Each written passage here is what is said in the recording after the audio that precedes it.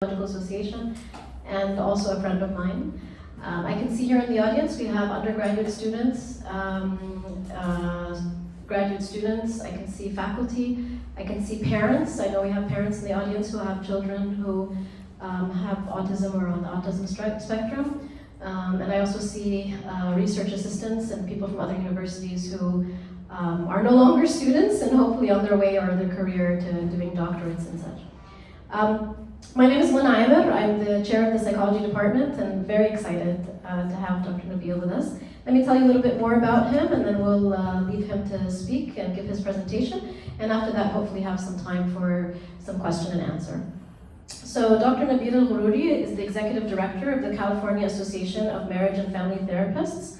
This is a position he's taken on recently.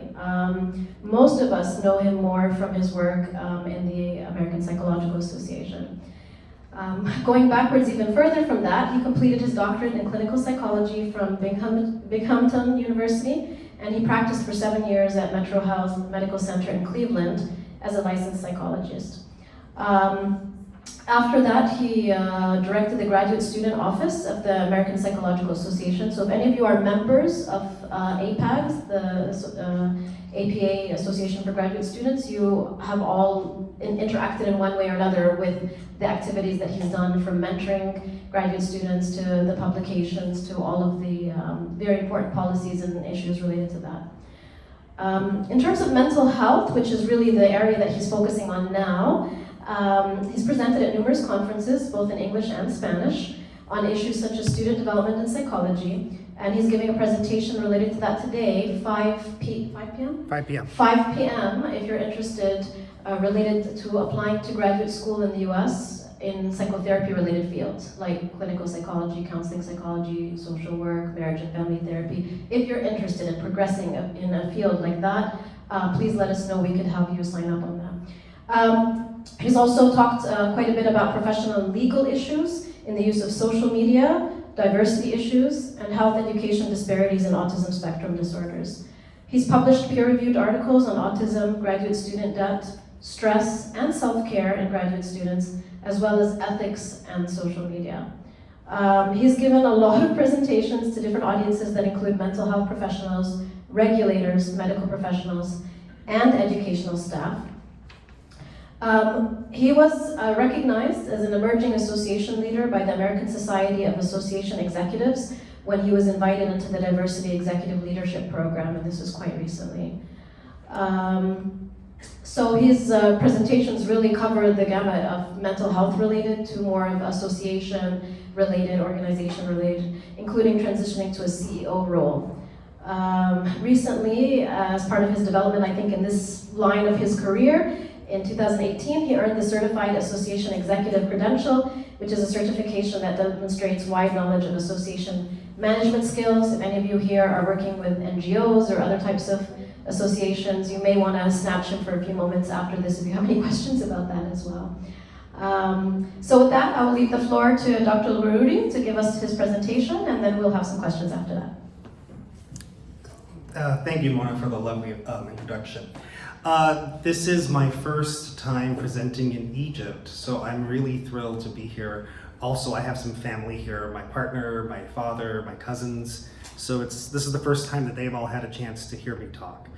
So I'm going to be talking about treating comorbid anxiety disorders in children with autism spectrum disorder. So if you have any questions, I'm going to ask that we save them to the end. I want to make sure that my talk ends by 10 minutes to 2 o'clock so people can get to their next class. So, so please help me out with that. Okay, so my goals for this talk are to number one, provide a brief background on autism spectrum disorders. And then 2, I'm going to introduce a model for treating comorbid conditions, specifically anxiety disorders and conditions similar to anxiety in outpatient settings. And then 3rd, I will talk about 2 clinical examples. And this work is based on a publication I did with my colleague Elisa Krakow, a developmental behavioral approach to outpatient psychotherapy that I published in 2011. And so this has actually 4 case examples. I pulled 2 of those examples here for this presentation. So let's talk about my experience with autism spectrum disorders. So autism is very near and dear to my heart. I have a brother with autism. This is my brother Omar. And here we are in Washington, D.C., where I got to bring him to D.C. 10 years ago to visit where I was working at the American Psychological Association. He is 2.5 years younger than me, so I don't have any memories of my life without him in the picture. So he's always been a part of my existence from my memories. And so he was diagnosed at age 4. He went to special education in the United States, in California, and he was one of the first kids to benefit from special education because the law for special education was passed in 1974, just right before he was born. He was at the very beginning of the treatments for kids with autism. Okay, and then so he was obviously my inspiration for becoming a psychologist and learning more about autism. So let's start with a brief background on autism spectrum disorders. So what do you know about autism? So I'm going to ask the audience here, what are some symptoms of autism? No concentration at all. No concentration, okay. Disturbance of like loud noises. So not being able to deal with environmental stimuli, yes. Lack of emotional expressions. Lack of emotional expression, okay. So those are all some of the conditions. If you've ever watched Big Bang Theory, how many of you have seen Big Bang Theory? Sheldon is to me a very high functioning person with autism. So the symptoms of autism are deficits in social communication. This is from the DSM-5, so this is the most recent diagnostic and statistical manual published by the psychiatrists. This is not the APA that I worked for. So they have deficits in social and communication issues. So socially, they don't make eye contact, they don't have reciprocal conversations. In a conversation, they'll only talk about what they like. So my brother likes traveling, and he collects airplane in-flight magazines. And when he's happy, he'll say, I want to go to Hawaii, I want to go to Miami, I want to go to Dallas. And when he's upset, he'll say, I don't want to go to Miami, I don't want to go to Hawaii. So that's how I know how he's feeling from what he says. There's restricted, repetitive behaviors. So they do the same things over and over again, or they do unusual behaviors or have unusual hobbies. So Omar is very focused on traveling, and so he talks about that to the exclusion of other topics. Other people with autism might be focused on trains or how things work. And this also includes sensory issues, so environmental stimuli. A lot of young kids can't wear different types of textiles, so they only want cotton or very soft fabrics. They'll say it itches or it feels weird, or they have problems with eating. A lot of kids with autism have problems with eating. And then the DSM-5 also includes an assessment of severity, so from high functioning to low functioning kids. Now this is a newer diagnosis. This came up in 2013. Prior to that, they split up the categories. Essentially, autism was the low functioning. Then there was a condition called Asperger's, which is the higher functioning kids. So these are kids with social problems and repetitive interests, but not the language problems. And then a category called pervasive developmental disorder, not otherwise specified. That was, you didn't fit into either one, but there was something different about you, but you were still autistic-ish. Other behavior problems that we see in kids with autism include self-injurious behavior, which is hitting yourself or kicking yourself or biting yourself, aggressive behavior, tantrums, so they might be crying in public, crying. Every parent of a kid with autism has had a child screaming at the supermarket or at the store or at the mosque, everywhere. Okay, so let's talk about the epidemiology. How frequent is autism found in the community? So in the early 90s, when I was starting graduate school, we talked about autism occurring about 6 to 7 per 1,000 kids. That's fairly rare. But this is with the old diagnosis of the low functioning autism. Now it has increased substantially. In the US, they say it's 1 in 37 boys and 1 in 151 girls. And this is from the CDC, the Centers for Disease Control.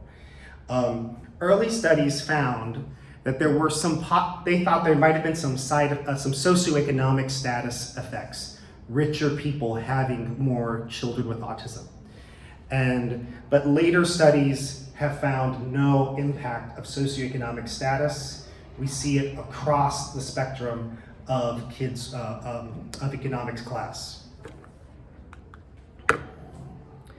Okay, so why is autism on the rise? So autism is on the rise because of a couple things. Number one, the definition expanded in 1994.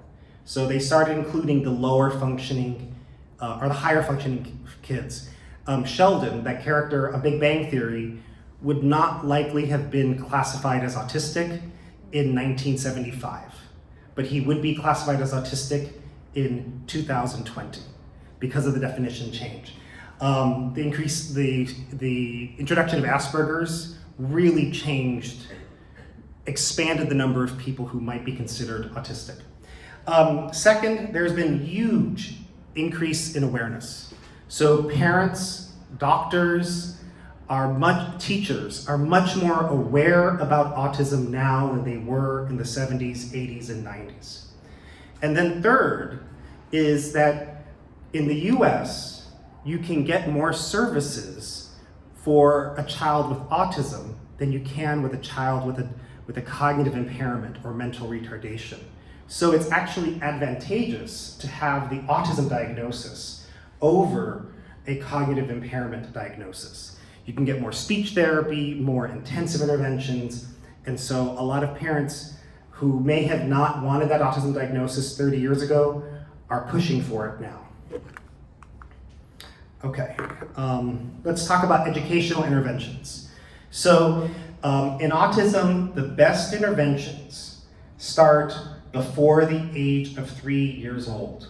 This is why the American Academy of Pediatrics is advocating screening of 18-month-olds to get them into services quickly. And in fact, they recommend starting services before you get the diagnosis. It can take a lot of time in the United States to find a specialist who knows autism to give the diagnosis. And I imagine that's the same case here in Egypt, that it's hard to get the diagnosis. And honestly, every month counts at that early stage. So early entry into treatment, intense treatment, 25 hours a week of therapy, best year-round, one-on-one.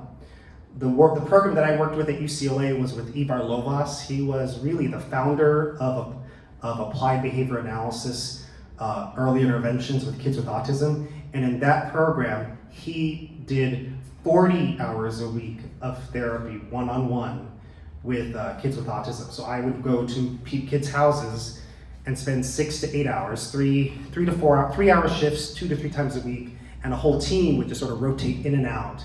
And we would do behavior therapy with kids with autism. Low student to teacher ratio, so best 1-to-1, but 1-to-2 or 1-to-3 is not that bad. You don't want a big class and a bunch of kids with autism and one teacher. And then a family component. This is very important because teaching the parents makes the kid's life always a learning lesson. So, going to the grocery store is an opportunity to talk about foods, colors, adjectives like size, shapes. You can make the whole child's life a learning opportunity. And if you notice, a lot of parents, when they're at the store, they are talking to their kids while they're shopping. So this is something that is really helpful.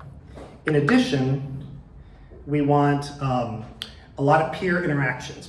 Because kids with autism have problems with friends and peers, you want to have typical peer interactions available.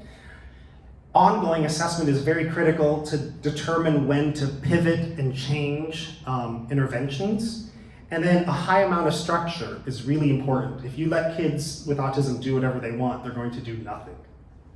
And then a focus on building critical skills in communication, adaptive behavior. This would be like putting on clothes, toilet training, and social skills and disruptive behaviors. I can't tell you how long I've spent with teaching kids how to pee in the toilet. Like that is something that I did a lot in my training for some reason, because that's an important skill. If you can't go to the bathroom, you really can't go to public spaces. You know, you're wearing a diaper, it really affects your life. So this is an important critical skill.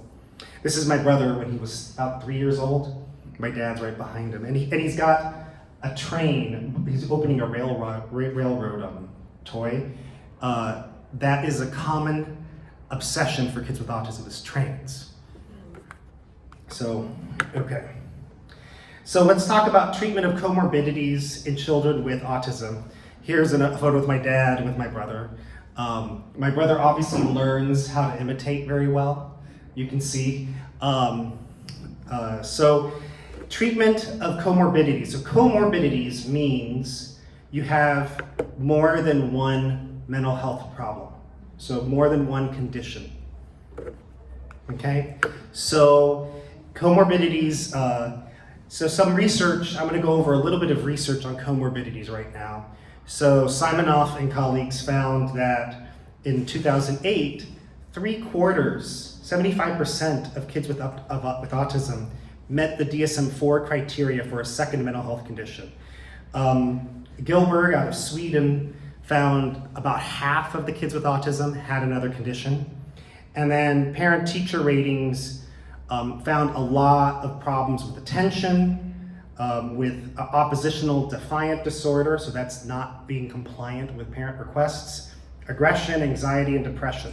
And this is my niece. She also is on the autism spectrum. She is higher functioning than my brother. I forgot to mention, my brother is the highest of the low functioning. So he is verbal, but he won't have a conversation with you. He works at a grocery store. He can make his own lunch, but he can't buy the food for his lunch. So he's pretty high functioning for a lot of kids with autism, or persons with autism. So Mannion and colleagues found that almost half of children with autism had a comorbid psychological problem. Almost 20% with ADHD, attention deficit disorder, or anxiety disorder, which that's what we're going to focus on today. Epilepsy was fairly common, but the most common problems were sleep. 80% of kids with autism in this study had problems with sleep, and I can tell you that is a universal problem. And then 79% had GI symptoms, gastrointestinal symptoms, problems with their stomach. This might include problems with eating as well. And then, let's see. Oops. I went too far, did I? There we go. So, and then another study found that, this study by Mays compared high functioning autism, that's HFA as high functioning, and low functioning autism, kids with both of those conditions, with kids with other conditions, attention deficit disorder, anxiety and depression, mental retardation, and then neurotypical, which is kids without any psychological problems. And parents reported very high rates of irritability and anger, very high rates of anxiety, and lower but still meaningful rates of depression. And then both of those groups, the high functioning autism and the low functioning autism, had more of those problems reported than the neurotypical group. So the data is very clear that kids with autism have more problems than just their social communication deficits. They have other issues which deserve and need to be treated. And so this is where my model comes into play. So the model that I have developed with my colleague Elisa Krakow is a developmental and a behavioral model. I actually got this idea from working in pediatrics, where I taught physicians, and developmental behavioral pediatrics is a specialty. And so it's developmental in that it recognizes that kids change and problems change at different times. So at age 4, toileting might be a problem. And at age 6, entry to school might be a problem. And at age 12, social interactions might be a problem, friends, and maybe depression. And so thinking about the psychologist or the therapist as a resource for a family, sort of a psychological home where you come to the same clinician over time. And we're not necessarily seeing you for years. We're treating, if you go to the same clinician, you don't have to take the full history each time. You do the comprehensive history the first time, and then the next time, so if they come at age 2, get the comprehensive history done. And if they come back at 5, tell me what's happened since then. So the assessment is much faster the second, third, fourth time. Think of it like a routine check-in, similar to vaccines. You get a vaccine, but sometimes in 6 months you have to get a booster shot. So maybe checking in with the psychologist or therapist every year or so. And then the treatments so it's developmental, and that treatments are adapted to the needs of the child, to the level of the child, as well as where the parents are. And then the behavioral aspect is that the treatments are very problem focused. So we focus on the problems, the challenges that parents or kids have as they experience them, as they need help on them. It's focused on evidence-based practice. So we're looking at research-based interventions, both within autism and then also in the general child psychology practice area. It's behavioral in that we use reinforcers that are meaningful to the child. So meaning, so in applied behavior analysis, a very common thing when kids, especially when kids are nonverbal, is we use food. I used to give M&Ms to kids with autism when they got an answer right. And at the beginning, because they don't know anything yet, we would actually cut M&Ms into quarters. I would get a knife and I would cut M&Ms into quarters so they wouldn't get as much chocolate, so they wouldn't be as satiated. Because if they have too much chocolate, then they're not going to work. So we would give little bites of chocolate to kids with autism. I found mini M&Ms did not work because there's too much of a candy-coated shell. It doesn't melt in your mouth, So, and then it's behavioral because it's short-focused. It's short-term focused. We're focusing on one problem. We're getting that problem fixed. It's very simple, okay? And this is not meant to treat the substantial issues of autism, social or communication issues. I'm really focusing on the comorbid problems. So think of me as a specialist, not the general practitioner. The general practitioner is who you go to for the treatment of autism for years. Okay. Okay. So what's in your behavioral toolbox? How many of you have taken learning theory? Is there a course here in learning theory? Or actually, how many of you are psychology majors? Okay, this side, a few people. Okay, have you taken a course on learning theory, Skinner? Yes. Okay. So this is all Skinner kind of stuff. This is the advanced stuff. So you learn this in an advanced learning class. So functional behavior assessment, FBA, is where you look at the antecedents, what happens before a behavior, the behavior, and the consequence, C for consequence, what happened after the behavior, to assess and make hypotheses about why a behavior occurred.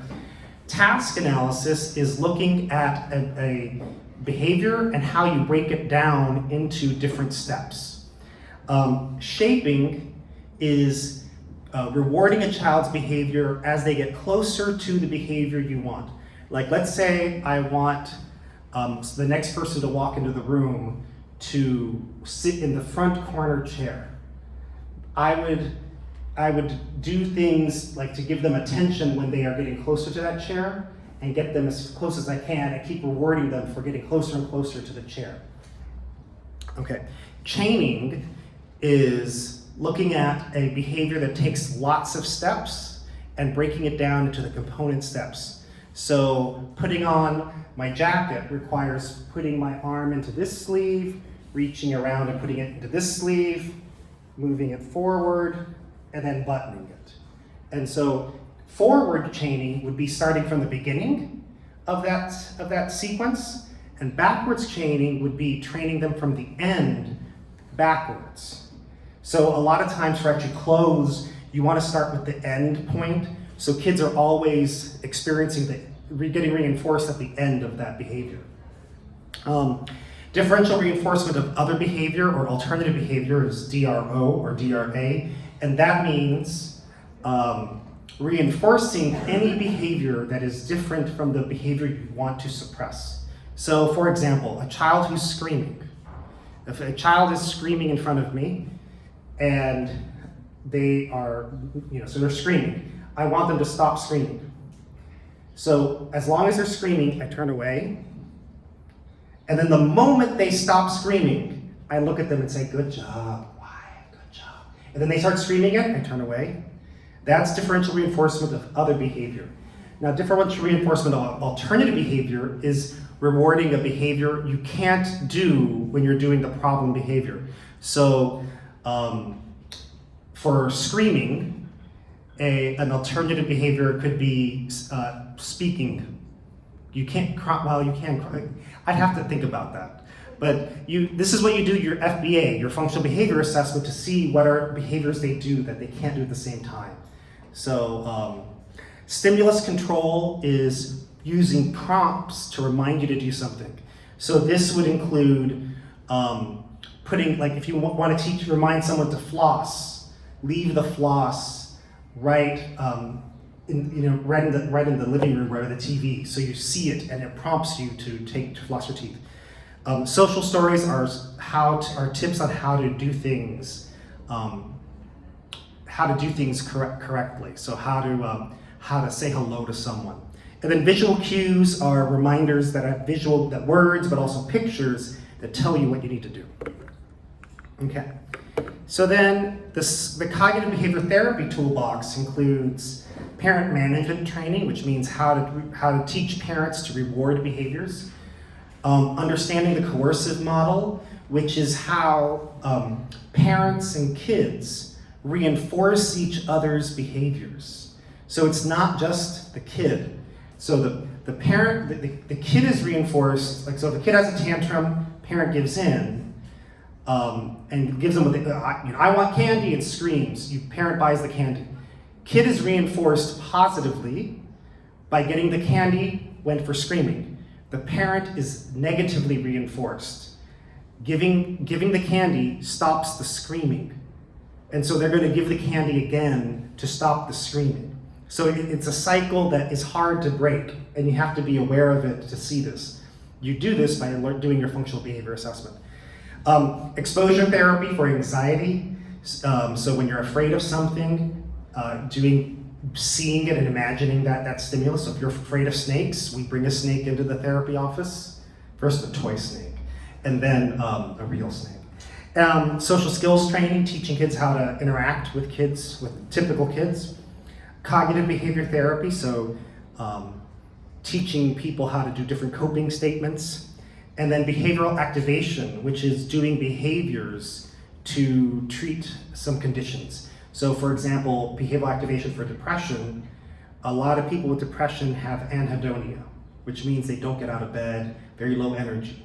So behavioral activation would be every day, you wake up, you take a shower, you brush your teeth, you comb your hair, and you have breakfast. No matter how you feel, even if you don't want to do it, you do it. And that's behavioral activation.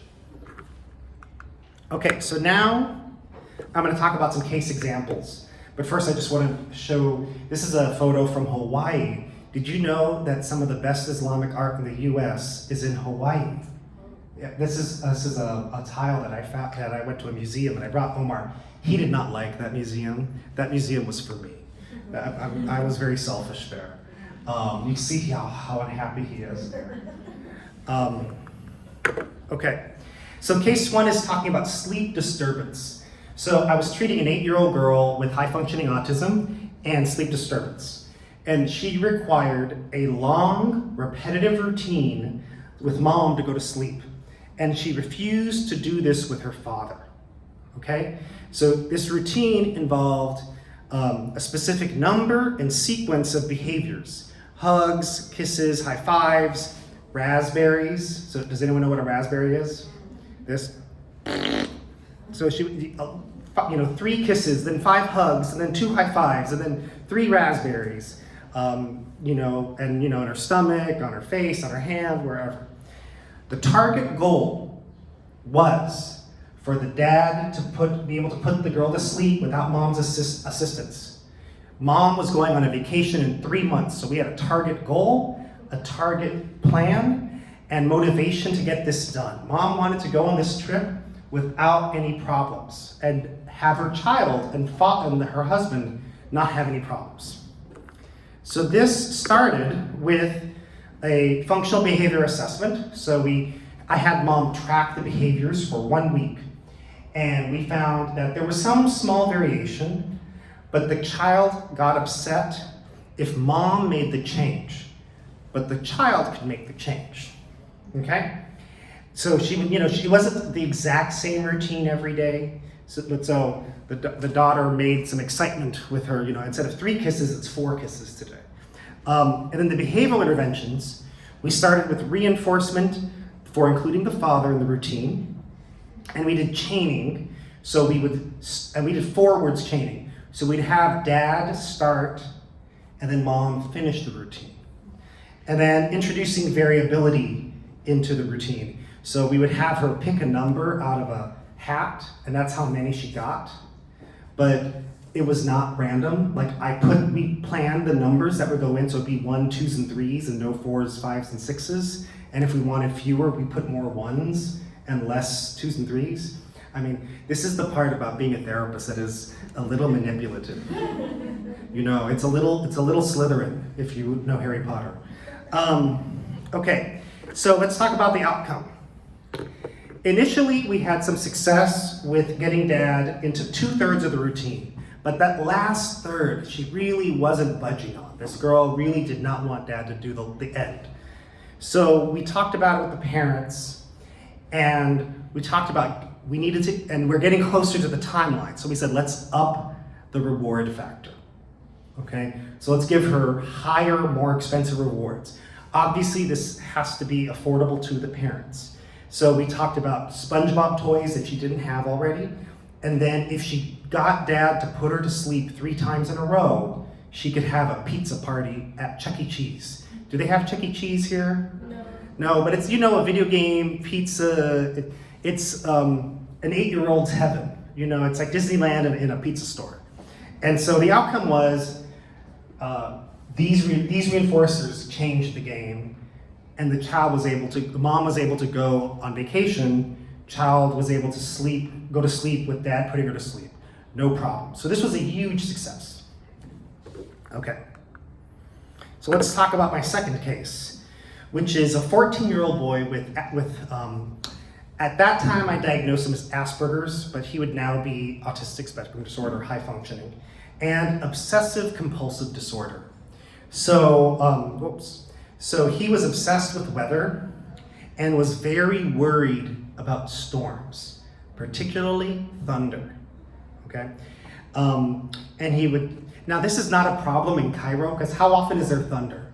Is there a lot of thunder? Yeah, there's no rain. There's no rain, so there's no thunder. So, and so he would check the websites to track the Doppler radar. So Doppler radar, you would see the storm coming. So he would check websites frequently. It interfered with classwork, so at school and at home. So this was at the very beginning of mobile phones going into schools and easy internet access. This was probably the first year of the iPhone.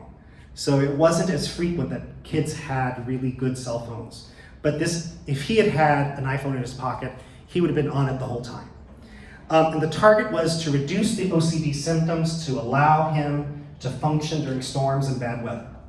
Okay? So, and this was also a problem because there were storms all the time where this child lived. So obviously lived there. There were storms regularly. So this was actually a real problem, interfering in his grades and his performance at school and at home. So the treatment was the typical treatment for obsessive compulsive disorder, which is exposure plus response prevention. Okay, so exposure means I had him in his imagination and in real life. So sometimes it was perfect when we had a storm when he came in for therapy. So because we would do this real life. Okay, there's a thunderstorm here. Take a deep breath. So the exposure is imagine that the bad weather is coming, and then the response prevention was he could not check the website. He had to stay away from the website. Okay, so we did some coping strategies. He was a verbal teenager. So deep breathing, we did deep breathing, we did coping strategies for him, so he would repeat things to himself. And he in particular liked puns. He was a funny kid. So the puns he came up with were about storms. I can weather this storm. Or these clouds will pass. So he would say these things to himself as the storm came. And so this treatment was based on a manual for treating obsessive compulsive disorder by March and Mull, which is a pretty standard reference for OCD. And the outcomes were, this one was not as great an outcome as the last one. So generally positive. He did reduce his website checking behavior during storms, and he did increase his on-task behavior during storms, but he checked at a lower frequency. So he checked once or twice during a storm, compared to checking every minute during a storm. So that's a big difference, going from 50 to 60 an hour to 1 to 2 an hour. That's a substantial improvement. So it improved his functionality. So he was able to work and not be totally focused on the storm and his anxiety. Okay, so in conclusion, what I wanted to demonstrate here is that that therapists can treat more than just the symptoms of autism, and that this approach can be used with all types of comorbidities. I spoke specifically about anxiety disorders, but it could work with behavior problems, with attention problems, with depression, with really any type of symptom. And then it's really important to use the child's clinical psychology toolbox in addition to the behavioral toolbox. In the United States, there's a lot of people who do applied behavior analysis, and they really are focused on the behavioral parts. And that's a really great skill set. But what I am realizing is that it's good to be trained generally so you could apply interventions from other areas to autism. And then it's an important reminder about the need to adapt interventions for kids with limited verbal skills. So both of the clients that I talked about were verbal, but for nonverbal kids, I could still do exposure therapy. I just have to be a lot more creative about it. They probably couldn't do imaginal, so I'd have to do a lot of in vivo exposure. But you can use pictures. But then the other part is so much of what we can do is really about working with parents. And so this is where parents can shape the environment to help the behavior. One of the lessons, and this is for, how many of you would like to be clinicians in the future? A few of you? Okay. So one of the lessons important to know, here's a little tidbit. I give advice all the time. And one of the lessons is the problem gets worse before it gets better. So you have to ride the storm. So you have to tell parents and tell the kids, it gets worse and then it gets better. And if it gets worse at first, you're doing it right. You're doing it right. Because a lot of times people will quit as it gets worse. You've just made the problem higher now. So I think of, the way I think about it is like, Egypt has when you go to the tourist areas, there's a lot of sellers. Ooh, please, would you buy this? $1, welcome, 3 pounds, 5 pounds, 10 pounds. They've been reinforced 1 every 500 tourists that someone will buy something like that. And so it gets very hard to extinguish these behaviors. But you can do it if you focus on that. So So really, my goal was to show how you can use other parts of psychology to help kids with autism. It's not just the behavioral factors. And so I just want to end with saying thank you. This has really been a privilege to speak in Egypt. This makes the 5th continent I've spoken on. So I'm very excited. Now I have to find a way to speak in Australia. I think Antarctica is going to be way too hard to do. So thank you very much. I'm happy to answer any questions.